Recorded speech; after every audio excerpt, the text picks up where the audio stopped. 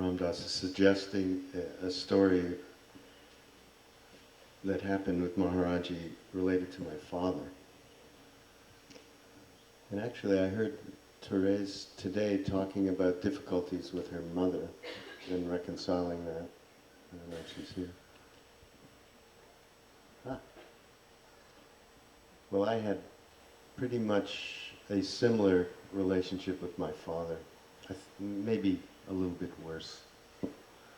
He was a horrible tyrant and I hated him. That's kind of what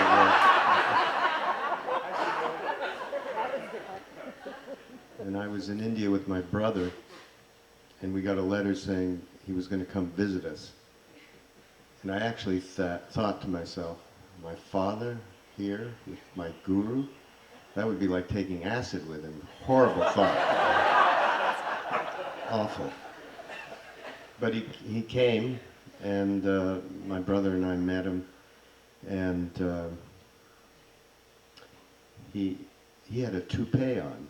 I mean, that's how he was a 50-ish, 55-ish businessman from Canada with a toupee.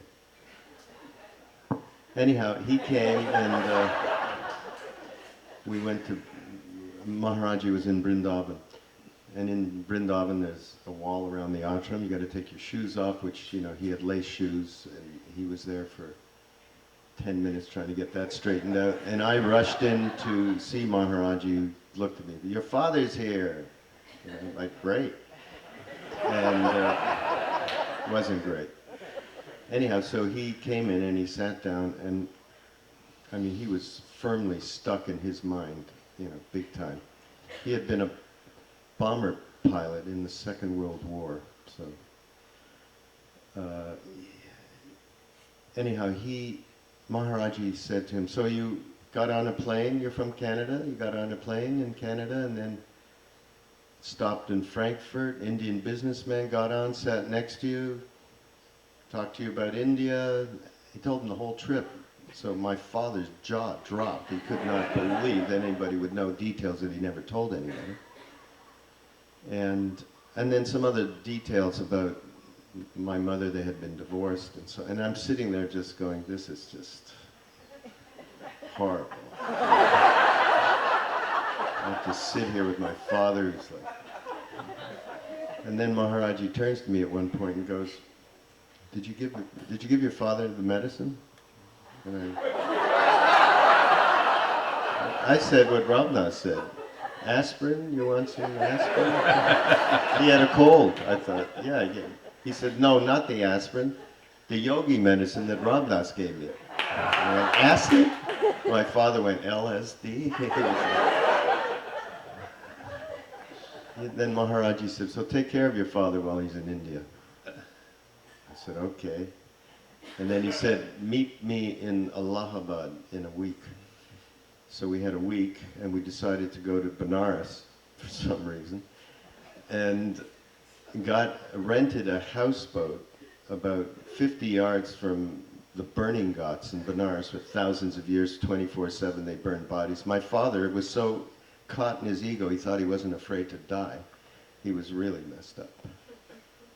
And then suddenly along the street came one of the satsang, and I said, do you happen to have any acid? Yeah. She had one hit. I said, good. And we gave it to my father, and he actually took it. On the houseboat with the dead bodies floating by. And then my brother and I sat there and stared at my father, waiting for something to happen. And he got out there, and then we decided, let's take him for a walk by the burning ghats. That would be good. Yeah. And of course, first thing was the dead animals, and then there was a dead person that everyone gathering and putting money down, because the more wood you have, the better you're going to burn. And he was just, and he's in the middle of an acid trip, taking him through this. I mean, Benares straight, let me tell you, is a trip to navigate. So we just pulled him through these tiny alleys of Benares and by the burning ghats and watching the bodies burn. I mean, it was really intense. Then we get back, so we meet Maharaj-ji again in Allahabad at Dada's house.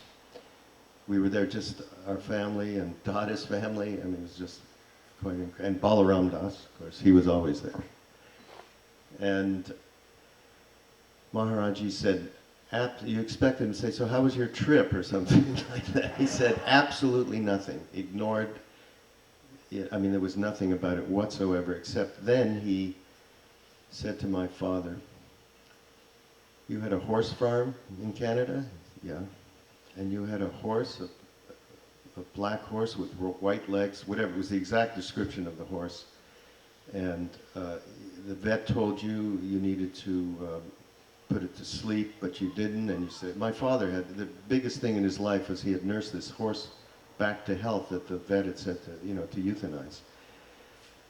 So he told him that whole story, and my father then just fell apart.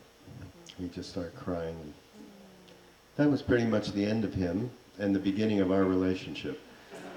It took Maharaj-ji just dynamiting him so that he could get out of this, intense identification with his ego. And then he went back to India. He came back, he was there for 3 weeks, and he went back to India a few months later and stayed for months. Took my sister and her husband and so on, husband-to-be and so on, and met Gopal and everybody. And as a result, my entire family became devotees of Maharaj-ji at that point. So, big grace.